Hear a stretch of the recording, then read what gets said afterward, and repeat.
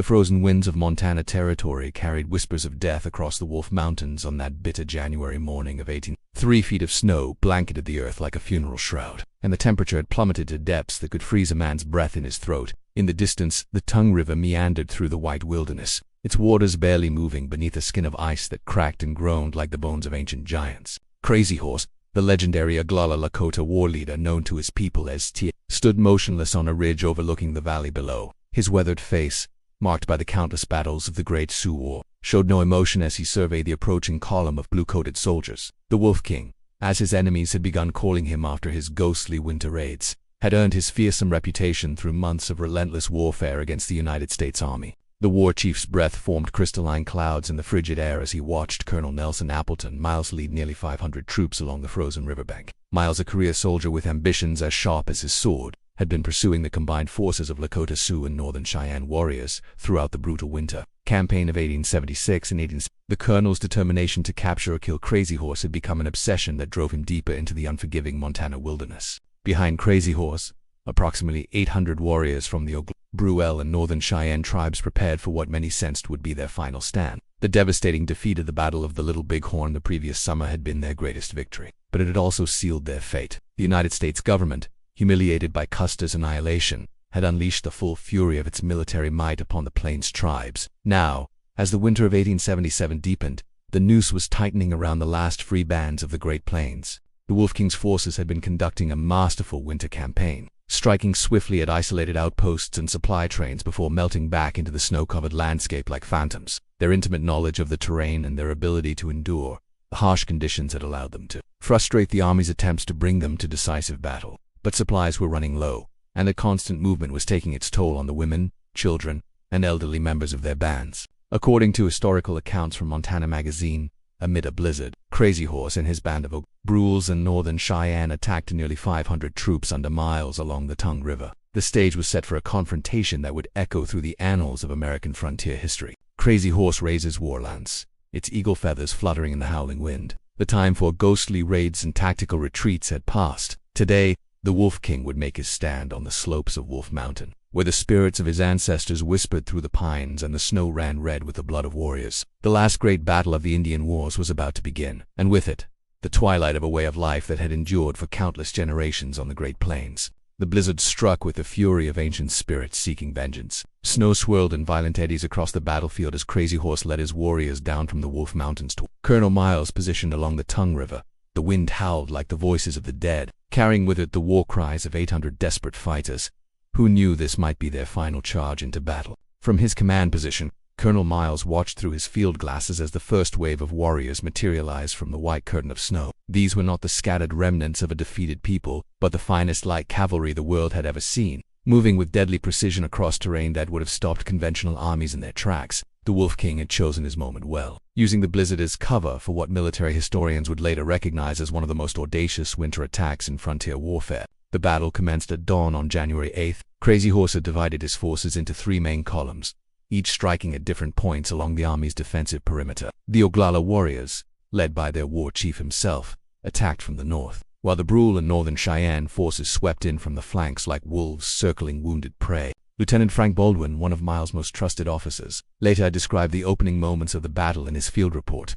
The enemy appeared as if conjured from the very snow itself, their war paint stark against the white landscape. The Wolf King rode at their head, his presence unmistakable even in the chaos of the storm. The psychological impact of Crazy Horse's reputation could not be understated. Many of the younger soldiers had heard the stories of his seemingly supernatural ability to appear and disappear at will. The Army's defensive position, while strong, was not impregnable. Miles had arranged his troops in a hollow square formation, with the supply wagons and artillery pieces protected in the center. The infantry companies formed the outer walls of this human fortress, their Springfield rifles ready to deliver devastating volleys into the attacking warriors. However, the extreme weather conditions neutralized many of the Army's technological advantages, making their modern firearms difficult to aim and reload in the driving snow. As the battle intensified, the Wolf King demonstrated the tactical brilliance that had made him legend among both his own people and his enemies. Rather than launching a suicidal frontal assault, he employed a series of coordinated feints and withdrawals designed to probe for weaknesses in the Army's formation. Groups of warriors would charge toward the defensive line,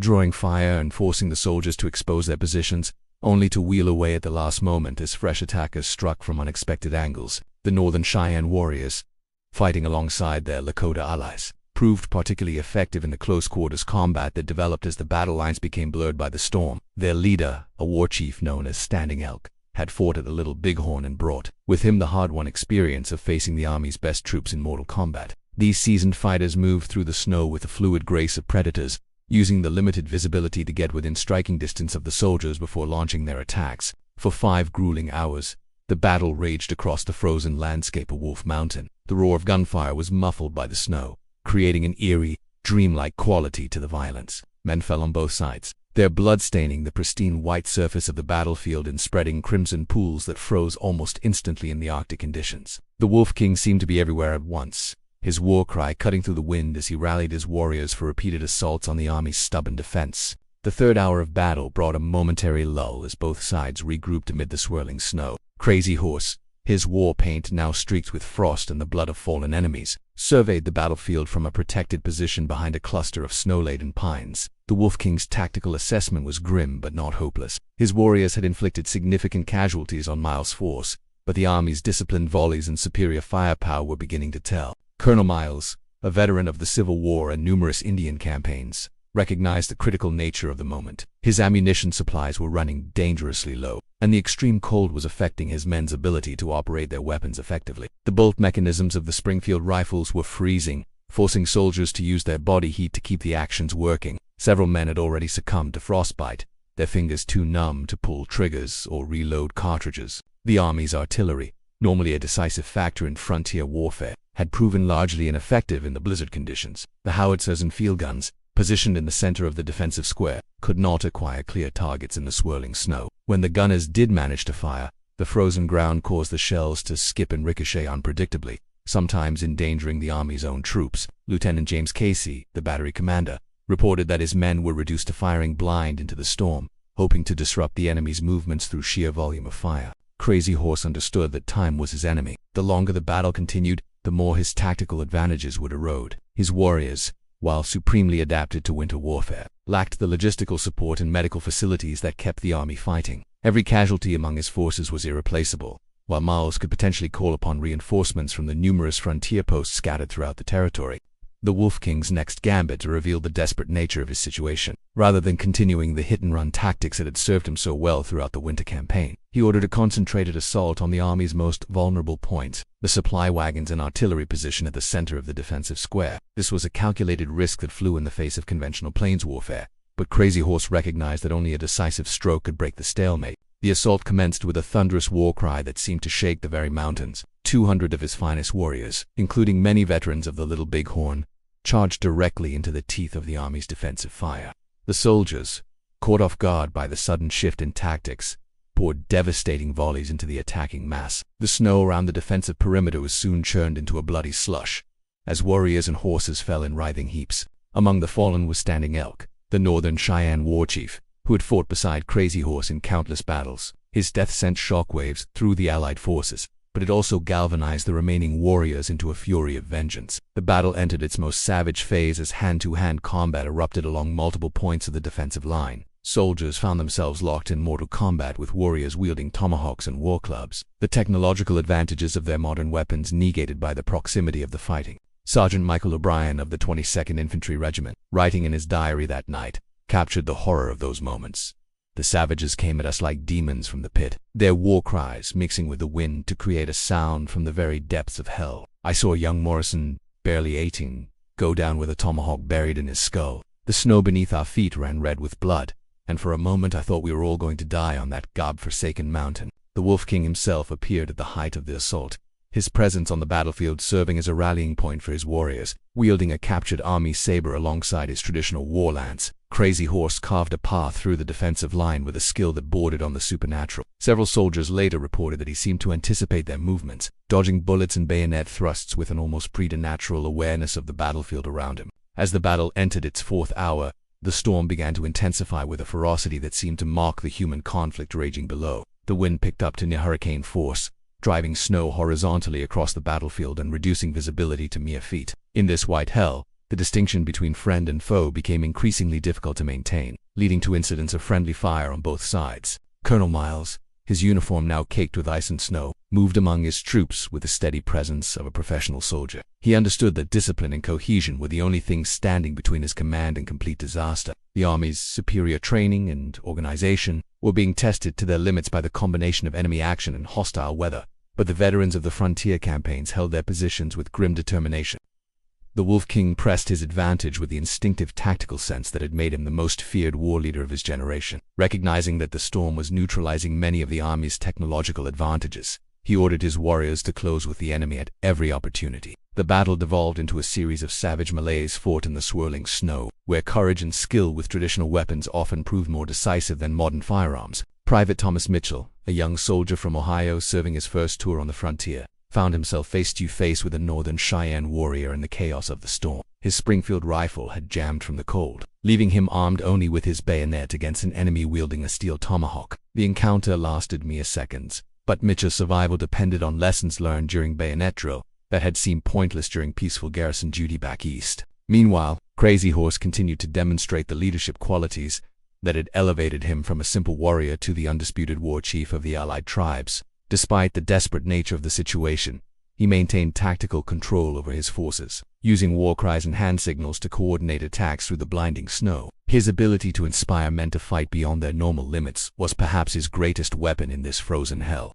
The Army's medical corps, led by Dr. Samuel Matthews, worked frantically to treat the wounded under impossible conditions. The field hospital, established in the sheltered area behind the supply wagons, was soon overwhelmed with casualties from both sides. The extreme cold made medical procedures enormously difficult, and several wounded men died from exposure before their injuries could be properly treated. Dr. Matthews later wrote that the screams of the wounded, mixing with the howling wind, created a symphony of suffering that will haunt my dreams until my dying day. As the afternoon war on ammunition began to run critically low on both sides, the Army's supply trains, hampered by the deep snow and constant enemy hurry, had been unable to deliver sufficient rounds for a prolonged engagement. Soldiers found themselves reduced to firing single shots instead of volleys, carefully selecting their targets to conserve their dwindling supplies. Some companies reported having fewer than 10 rounds per man remaining. The Wolf King's forces faced an even more desperate situation. Unlike the Army, they could not call upon distant supply depots or ammunition factories. Each arrow, each bullet, each powder charge was irreplaceable. The warriors began retrieving arrows from fallen enemies and scavenging ammunition from the battlefield, a dangerous process that exposed them to enemy fire. Some of the more desperate fighters resorted to charging the army lines armed only with war clubs and tomahawks, hoping to capture enemy weapons. The turning point came during the 5th hour of fighting, when a concentrated army volley broke up a mass charge by the Oglala warriors. The precise timing and devastating effect of this defensive fire demonstrated the difference between professional soldiers and even the most skilled, irregular fighters. The Wolf King, witnessing the slaughter of his men,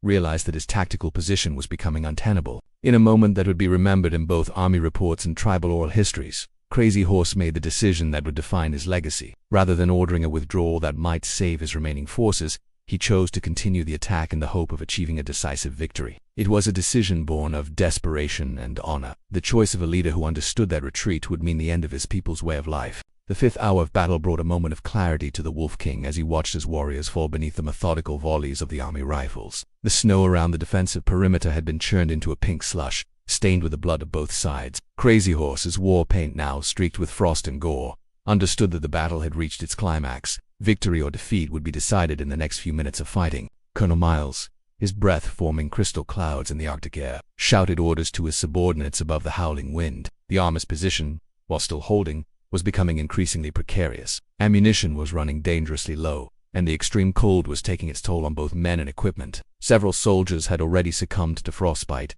their rifles abandoned in the snow as they stumbled back toward the medical station with blackened fingers. The Wolf King's final gambit demonstrated both his tactical genius and his understanding of the psychological aspects of warfare. Rather than continuing the pattern of feints and withdrawals that had characterized the earlier phases of the battle, he ordered a simultaneous assault on 3 sides of the army's defensive square. This coordinated attack, launched through the blinding snow, was designed to overwhelm the soldiers' ability to respond effectively to multiple threats. The assault began with a war cry that seemed to shake the very foundations of the mountains. 300 warriors, representing the finest fighters from all the allied tribes, charged toward the army positions with the fury of men who knew they were fighting for the survival of their way of life. The Oglala warriors, led by Crazy Horse himself, struck at the northern face of the defensive line. While the Brule and Northern Cheyenne forces attacked from the east and west, the Army's response was immediate and devastating. The soldiers, despite their exhaustion and the harsh conditions, delivered volley after volley into the attacking mass. The Springfield rifles,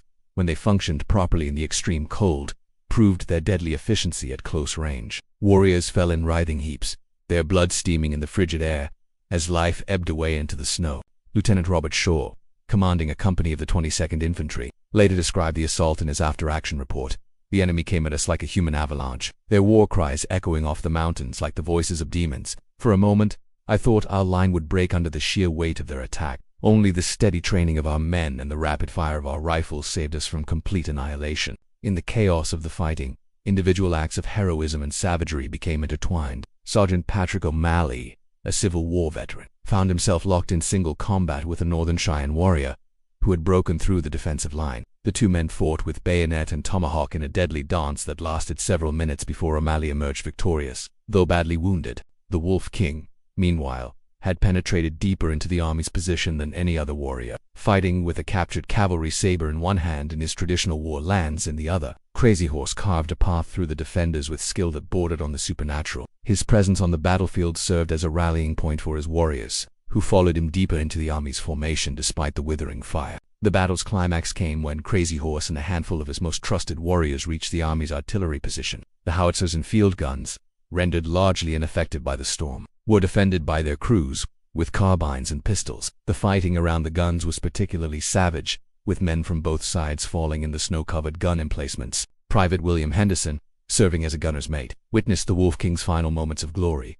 He came at us through the snow like a ghost, his war paint making him look like something from a nightmare. I saw him kill Lieutenant Morrison with that lance of his, then turn and fight off 3 of our boys with just his bare hands. If Sergeant Davies hadn't put a bullet in him, I swear that Savage would have taken the whole battery. The wound that finally brought down the Wolf King was not immediately fatal, but it slowed his movements enough for the Army defenders to press their advantage. Crazy Horse, blood streaming from a gunshot wound in his shoulder, continued to fight with the desperation of a cornered wolf. His warriors, seeing their leader fall, launched themselves at the artillery position with renewed fury, but the concentrated fire of the defenders was too much to overcome. The 6th and final hour of the Battle of Wolf Mountain began with the Wolf King's blood staining the snow around the captured artillery position. Crazy Horse, wounded but still fighting, had become a symbol of defiance that inspired his warriors to acts of desperate courage. The battle had reached its most savage phase, with hand-to-hand combat raging across the entire perimeter of the Army's defensive square.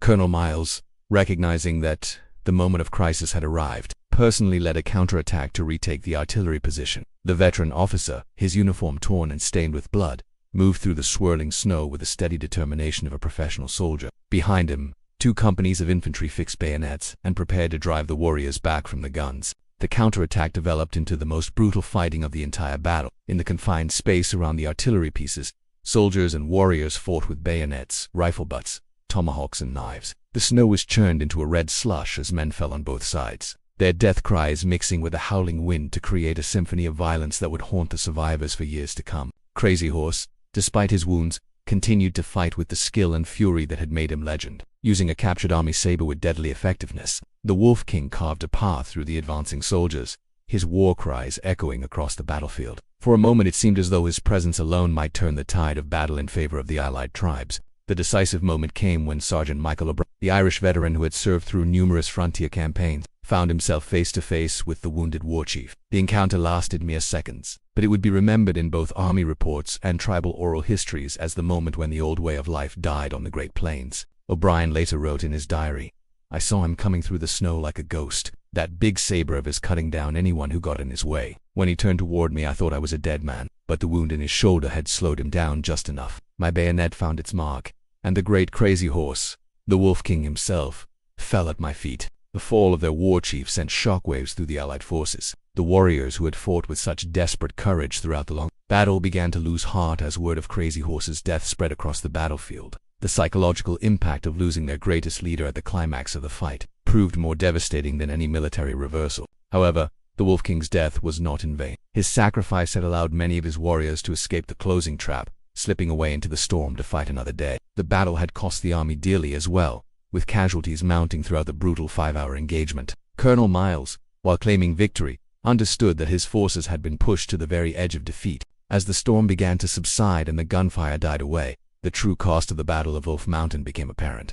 The snow-covered battlefield was littered with the bodies of both soldiers and warriors, their blood slowly freezing in the Arctic air. The Wolf King lay among the fallen, his war paint now mixed with frost and gore, his sightless eyes staring up at the gray winter sky. The aftermath of the battle marked the beginning of the end for the free tribes of the Great Plains. Without Crazy Horse's leadership and tactical genius, the remaining bands of Lakota and Northern Cheyenne warriors would gradually surrender or be hunted down by the Army's relentless pursuit. The Wolf King's death at Wolf Mountain became a symbol of the tragic end of an era, when the ancient way of life gave way to the inexorable march of American expansion. Dr. Samuel Matthews, the Army surgeon who had treated wounded from both sides during the battle, perhaps captured the true meaning of the day's events in his final report.